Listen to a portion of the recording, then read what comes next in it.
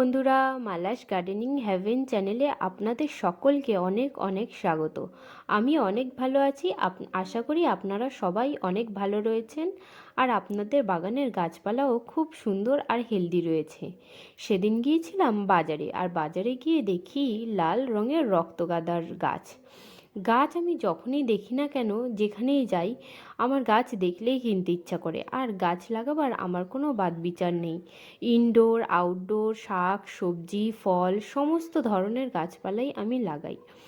আর এদিকে শীতে এই রক্তগাঁদার ফুলগুলো এত সুন্দর হয়, আর আমি যে কখনো ভাবতেও পারিনি যে এরকম গাছগুলো মাত্র 15 টাকাতে বিক্রি হবে। মাত্র 15 টাকা করে দিচ্ছে দেখে আমি দুটো কিনে নিয়েছি। আর এখানে দুটি ভিন্ন ভ্যারাইটির গাছ রয়েছে, আপনাদেরকে এক্ষুনি দেখাচ্ছি। তার আগে চলুন এদিকে আমরা এই গাছ দুটো লাগাবার জন্য হালকা পট তৈরি করি। এই দেখুন, এই বালতিগুলি 20 টাকা করে কিনেছি। এই বালতির মধ্যেই এই গাছ দুটিকে লাগাবো। যে কোনো গাছ লাগাবার আগে সবার প্রথমে মাথায় রাখবেন যে ড্রেনেজকে খুব ভালো করে আপনাকে বন্ধ করতে হবে। কারণ ড্রেনেজ যদি খুব ভালোভাবে বন্ধ না করতে পারেন, তাহলে মাটি বেরিয়ে ছাদে ময়লা হয়ে ধুলো বালি হয়ে আপনার কাজ অনেকখানি বেড়ে যাবে। আর একটু যদি ড্রেনেজটাকে আপনি ভালোভাবে তৈরি করতে পারেন, তাহলে অনেকটাই খাটনি বাগান করবার কমে যায়। এই দেখুন, নিচে যে ফুটোগুলো ছিল সেগুলিকে বন্ধ করবার জন্য আমি নিচে পেপার দিয়ে নিয়েছি। এখন ওই ফুটো থেকে খালি জলই বেরোবে, কোনো প্রকারের মাটি বেরোবে না, আর আমার ছাদে ধুলোবালিও হবে না। এবার এই পেপার দেওয়া অংশের ওপরে একটি লেয়ার মাটির দিয়ে দেব। এই দেখুন, কিছুটা পরিমাণে মাটি দিয়ে দিলাম। তার উপরে দিয়ে দেব সবজির খোসা। রান্নাঘরে যা কিছু সবজির খোসা আমার হয়, তার আমি একটুও ফেলি না, সমস্ত কিছু এরকম প্লাস্টিকে ভরে ভরে রেখে দিই। আর যখনই আমি গাছ লাগাই বা নতুন মাটি তৈরি করি, তার মধ্যে মিশিয়ে দিই, আর কিছু পরিমাণে এরকম বালতির নিচে পটের নিচে আমি দিয়ে দিই। এইভাবে কি হয়, গাছ এই যে সবজির খোসাগুলো আমরা দিলাম, এর মধ্যে এগুলি আস্তে আস্তে ডিকম্পোজ হয়ে যাবে। আর ততদিনে যখন গাছ বড় হবে, এই ডিকম্পোজিশন ওই ইসেগুলো দিয়ে সবজির খোসা থেকেই ভালো সার পাবে, আর গাছ খুব সুন্দরভাবে বাড়বে। আমি প্রথম থেকেই এই পদ্ধতিতেই গাছ লাগাই। এবার যে চারাগুলো নিয়ে এসেছিলাম কিনে, তার গোড়াতে একদম হার্ড এঁটেল মাটি লাগানো ছিল। এই অবস্থায় যদি আমি ডাইরেক্ট বসিয়ে দিই, তাহলে গাছের বেঁচে থাকার সম্ভাবনা আর নতুন ভালো গ্রোথ হওয়ার সম্ভাবনা অনেকখানি কমে যায়। সুতরাং একে বেশ খানিকক্ষণ জলে চুবিয়ে রেখে এইভাবে শিকড়গুলিকে বাইরে বার করে নিয়ে আসতে হবে। বাকি যতখানি সম্ভব ওই মাটিটাকে ঝরিয়ে ফেলতে হবে, নয়তো শিকড় ভালোভাবে বাড়তে পারবে না। আর আপনারা ভালো মতনই জানেন যে শিকড় যদি গাছের ভালোভাবে না বাড়ে, ওপরে কাণ্ডও খুব ভালো হবে না আর ফুলও ভালো হবে না। আর এঁটেল মাটি এই জন্য খুবই ক্ষতিকারক গাছের জন্য। টবের মাটি হিসেবে এঁটেল মাটিকে ব্যবহার করা যায় না। টবে আমরা যেমনই যে গাছই লাগাই না কেন, তার জন্য আমাদেরকে সবসময় ঝুরঝুরে মাটি ব্যবহার করতে হয়। আমরা বালি মাটি দোআঁশ মাটি ব্যবহার করতে পারি, কিন্তু এঁটেল মাটিতে আমরা গাছ করতে পারবো না। সাধারণত টবের মাটিকে আমাদেরকে এইভাবে করতে হয়। যদি এঁটেল মাটি ব্যবহার করতে হয়, তবে তার মধ্যে বালি, সবজির খোসা, হিউমাস এ সমস্ত মিশিয়ে রেখে তারপরে আমাদেরকে গাছ লাগাতে হবে। এই দেখুন, আমি দুটি গাছকে বসিয়ে ভালোভাবে জল দিয়ে দিয়েছি। দেখুন গাছগুলি, এই দেখুন, এই যে গাঁদা ফুলের গাছটা রয়েছে, এই গাঁদা ফুলটার ওপরের দিকে পাপড়ি, নিচের দিকে পাপড়ি, দুটোই হচ্ছে একেবারে রক্ত কালারের। আর এটি হচ্ছে একদিকে হলুদ আর ভিতরের দিকটা লাল হবে। এই দেখুন, দুটি গাছ কত সুন্দর লাগছে দেখতে। গাছ দুটিতে ফুল ফুটলে আপনাদের সাথে অবশ্যই শেয়ার করব।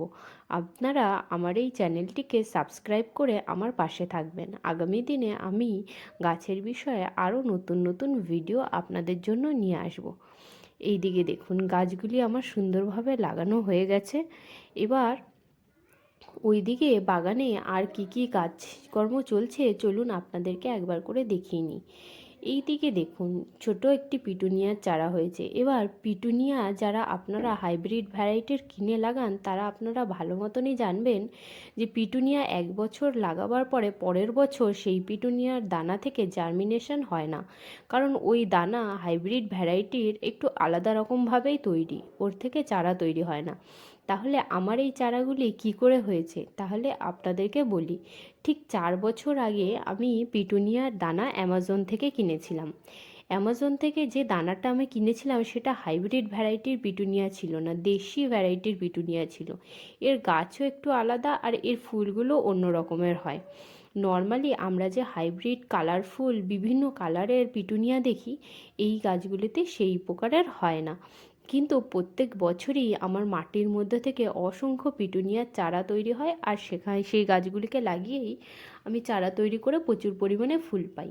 আর এদিকে দেখুন কত টমেটোর চারা হয়েছে। আপনারা যারা কিচেন ওয়েস্ট থেকে কম্পোস্ট তৈরি করেন তারা অবশ্যই জানবেন যে আমরা কিছুদিন অন্তর অন্তরই বেশ কিছু সবজির চারা নিজে নিজেই বাগানে হয়ে যায়। আমরা যে সবজিগুলো খেয়ে খেয়ে ফেলে দিই তার ভিতরে যে সমস্ত দানাগুলি থাকে সেগুলি পড়েই চারা তৈরি হয়ে যায়। এই দেখুন এই টমেটোর চারাটি বেশ খানিকটা বড় হয়েছে।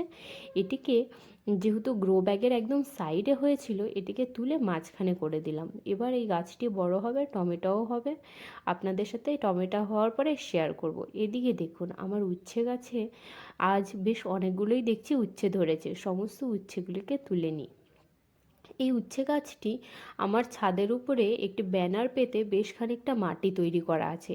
সেই মাটির এক সাইড দিয়ে আমি যেমন এরকম লতানো গাছ লাগাই, আর সেরকম সামনের দিকে আমি সমস্ত ধরনের শাকের গাছ লাগাই। পুঁই শাক, পালং শাক, তারপরে ছেঁচি শাক, এই সমস্ত শাক হয়। আজকে দেখুন এই উচ্ছে গাছটা প্রায় 6 মাসের মতো পুরনো হয়ে গেছে। আর বলতে গেলে প্রায় 3-4 দিন অন্তর অন্তর এরকম 4টে-5টা করে উচ্ছে আমি পাই। গাছটি এখন অনেক দিন বয়স হয়ে গেছে, অনেক দিনের পুরনো হয়ে গেছে। তো কি হয় এখন উচ্ছের সাইজগুলো অনেকটা ছোট ছোট হয়ে গেছে। আগে আগে প্রথমের দিকে প্রচুর বড় বড় উচ্ছে হয়েছে, তবুও যেহেতু উচ্ছে হয়ে চলেছে তো এখন আর গাছ তুলব না। এই গাছটি থাকতে থাকতেই আমি অন্য আরও ছোট চারা করে একই এই জায়গাটার মধ্যে বাওয়াতে থাকবো। যখন ওই গাছটি তৈরি হয়ে যাবে তখন এই গাছটিকে আস্তে করে গোড়া থেকে তুলে ফেলে দেব। এইভাবেই আমি সবসময় করে থাকি। এই দেখুন ছাদে সবজির গাছ লাগানো খুবই সহজ। আমার এই বাগানে আমি কখনোই কেমিক্যাল ফার্টিলাইজার কিছুই ব্যবহার করি না। ফার্টিলাইজার হিসেবে আমি অর্গ্যানিক পদ্ধতিতে তৈরি বাড়ির সবজির খোসা থেকে যে সার তৈরি হয় সেই সারই ব্যবহার করি। বন্ধুরা যদি আমার ভিডিওটি ভালো লাগে তবে লাইক, শেয়ার, সাবস্ক্রাইব করে আমার পাশে থাকবেন। আজকের মতো টাটা।